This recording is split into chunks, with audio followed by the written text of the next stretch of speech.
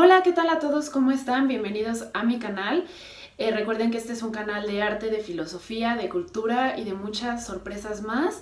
Les recomiendo que se suscriban si les gusta este video. Y bueno, también los invito a entrar a mis redes sociales, a mi Instagram, por si tienen alguna duda, algún tema que quieran platicar o incluso ver mi trabajo, mis pinturas. Pues están súper invitados para entrar a esta red social y buscarme. Y bueno, el día de hoy vamos a hablar de la Ilíada. Próximamente voy a hacer el video también de la Odisea, entonces les recomiendo que vean los dos a la par porque van muy de la mano. La Ilíada es un texto que escribió un escritor llamado Homero. No se sabe si es realmente una persona que escribió ese libro, o sea, era su nombre Homero, o realmente Homero es un título general que se le daban a los escritores de esta época. De hecho, hay dos posibles etimologías con las que se puede interpretar el nombre. Homero puede ser entendido como un prisionero de guerra, esas personas que iban a la guerra no a pelear, sino a escribir lo que veían. Y la otra interpretación es que era alguien ciego, que el ciego en el mundo griego representa muchísimo al sabio. El ciego y el sabio están entrelazados porque, bueno, el ciego no puede ver las cosas, pero sí puede ver a través de su ojo del espíritu, del ojo espiritual. La Ilíada y la Odisea, como les dije, van entrelazadas porque, bueno, la Odisea habla de un personaje que participó en la Ilíada. Algo muy importante para entender estos dos textos es entender lo que aconteció en la Guerra de Troya, que es el acontecimiento central de ambos textos, que fue una guerra que duró 10 años. Realmente la historia no es que la haya inventado Homero de un día para otro, sino antes se pensaba que sí era un mito, una invención, pero después se encontró la ciudad de Troya. Después vamos a hablar más de esto. Lo que sí es que este Homero no pudo participar, no pudo haber estado en la guerra de Troya como tal, puesto que él nació muchos años después.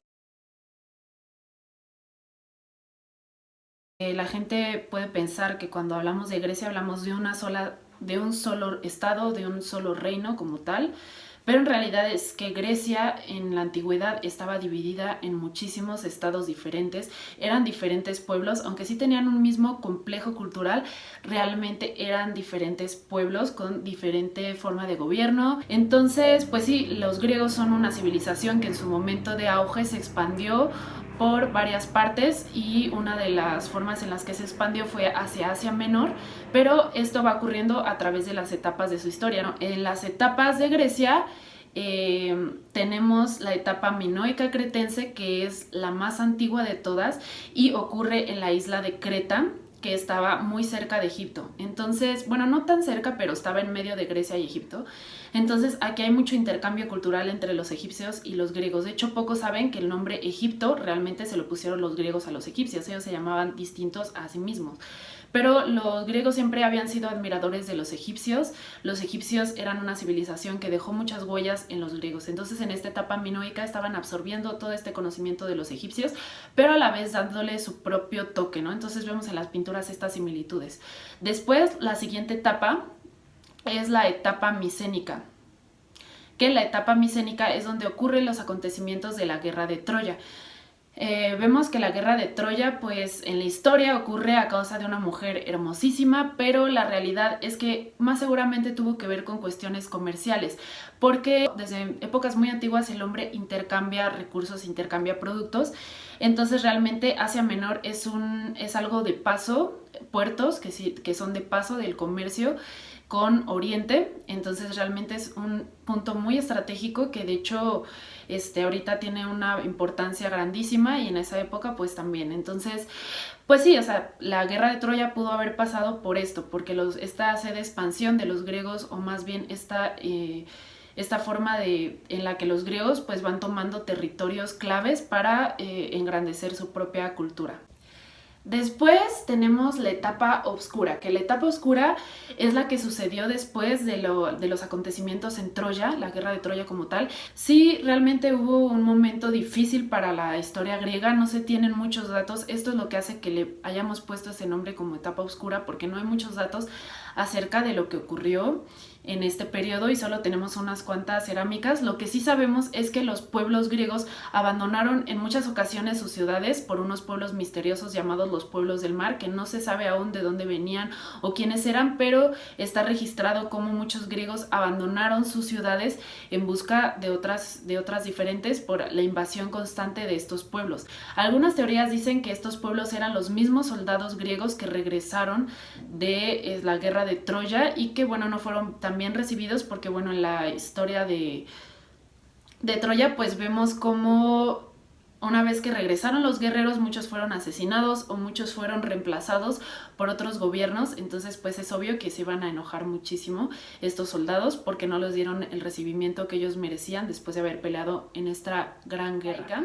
La etapa arcaica fue un periodo muy importante en Grecia porque fue un periodo de mucha expansión cultural. Entonces los griegos en esta época conquistaron muchísimos reinos de Asia Menor y se expandieron muchísimo y se comienza a gestar la civilización griega como la conocemos, para dar inicio a la época clásica, que la época clásica es la que conocemos más de Grecia, donde aparecen estas esculturas tan típicas, tan realistas, tan hermosas.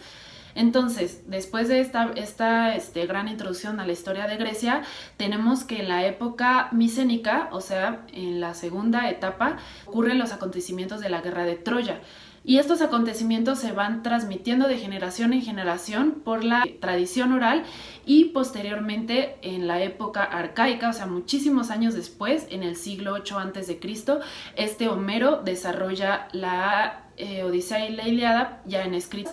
Y pues bueno, es lo que quería dejar en claro, ¿no? Este gran periodo que hubo de los acontecimientos a que se escribieron. Hace mucho tiempo se pensó que Troya era simplemente un mito, como les decía hace un rato, hasta que un arqueólogo con muchísimo dinero dedicó toda su vida a su sueño de la arqueología, descubrió que Troya sí existía, al igual que muchas ciudades. Entonces hubo pruebas realmente tangibles de que los acontecimientos narrados en la Ilíada y en la guerra de Troya fueron acontecimientos basados en la realidad, obviamente con adornos míticos, con adornos mitológicos, pero sí fueron efectivamente acontecimientos que pasaron en la realidad. Y bueno, la ciudad de Troya no se encontró en las excavaciones arqueológicas, no se encontró una Troya, o sea, realmente se encontraron varias. Y una de esas Troyas que encontraron, que coincide con el periodo que estamos hablando, que ocurrió en la época micénica, coincide si estaba quemada. La Ilíada vamos a ver que termina con que la ciudad termina quemada, entonces la Troya que encontraron en las excavaciones estaba efectivamente quemada. Entonces de esta manera se habla de que realmente se hay una correspondencia con la realidad. Y bueno, después de esta larga introducción, vamos a hablar ya como tal de los acontecimientos que ocurrieron en la Ilíada. Y bueno, estos acontecimientos hablan de la historia donde intervienen varios reinos. Entonces primero hay que entender qué tipo de reinos son los principales y los que intervienen. Por supuesto interviene la ciudad de Troya, cuyos reyes es Príamo y Hecuba, y cuyos hijos o príncipes es Casandra, es Héctor, es París, y estos personajes van a tener mucha relevancia en el texto. París fue abandonado por su madre y por su padre porque esta Casandra, su hermana, tuvo unas visiones acerca de que si él sobrevivía, Troya iba a perecer. Entonces lo abandonaron.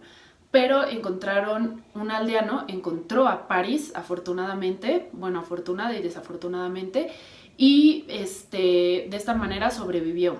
Entonces, después de mucho tiempo, París, o también conocido como Alejandro, vamos a ver que está complicado porque algunos son conocidos de una manera y de otra a la vez. París o Alejandro conoce posteriormente a sus padres en un torneo, en un reto que él tiene y sale triunfante, y entonces conoce a sus padres, ellos lo reciben amorosamente y no haciéndole caso a las predicciones de Casandra, habiéndose arrepentido de haberlo abandonado, pues lo envían a hacer labores de príncipe. Entonces París termina yendo a Micenas, que en Micenas estaba el rey Agamenón y estaba Menelao, su hermano, que para este entonces ya se había casado con la hermosísima Helena de Troya. Pero ¿cómo es que París y esta Helena estaban, digamos, destinados a estar juntos o se enamoran? Pues es que París, cuando era un simple aldeano, se encontró a 3 diosas, a 3 hermosas diosas. Estas diosas eran Atenea, Hera y Afrodita. Y estas 3 diosas le ofrecen a Paris diferentes cosas. Le dan una manzana a Paris, una manzana dorada, y le dicen que le dé esa manzana a quien considere la diosa más bella de todas. Entonces estas diosas, para que las elijan a ella, les ofrecen diferentes dones según también sus características. Atenea le dice que va a ser el hombre más admirado de todo el mundo. Esta Afrodita le dice que va a obtener a la mujer más bella del mundo, y esta Hera le ofrece las mayores riquezas. Entonces Paris termina escogiendo a Afrodita como la más hermosa, y termina por lo tanto escogiendo a esta Helena de Troya, que queda desde ese momento destinada a estar con Paris. Entonces, ¿pero quién es Helena de Troya? Helena de Troya es una princesa espartana, hija de los reyes Tíndaro y Leda. Estos 2 reyes son los reyes de Esparta, y lo que le ocurrió a Leda es que ella estaba caminando en la naturaleza y de repente ve a un cisne muy extraño que prácticamente la viola. Es muy extraña esa historia, pero en realidad este cisne era Zeus disfrazado, como a veces a Zeus le encanta disfrazarse e ir a acostarse con medio mundo. Entonces, pues sí, prácticamente Zeus tomó a Leda, y de ahí nació Helena de Troya, que es hija de Zeus y de Leda. Y bueno, cuando esta Helena es grande, termina comprometiéndose con el rey, que es el hermano del rey Agamenón. Entonces termina comprometida con él, y cuando Paris, regresando a la historia de Paris, llega a conocer a los reyes de Micenas para hacer tratos comerciales, para hacer tratos diplomáticos, termina enamorada de la esposa de Menelao y se la roba. Entonces imagínense, iba a hacer un trato diplomático con ellos y termina robándose a su esposa. Entonces sí, efectivamente esto se va a descontrolar, y pues ni modo, o sea, ocurre como tal un conflicto muy grande entre estos personajes, entre Troya y los griegos, iniciada por esta ofensa que le hizo Paris a Menelao. Pero esta cuestión de robarse a las mujeres es algo muy común. En Heródoto, en los libros de la historia de Heródoto, aparecen muchísimos casos de secuestros a mujeres. Entonces es un motivo típico en los griegos, o sea, es algo que se repite en las historias y en el imaginario griego muchísimo.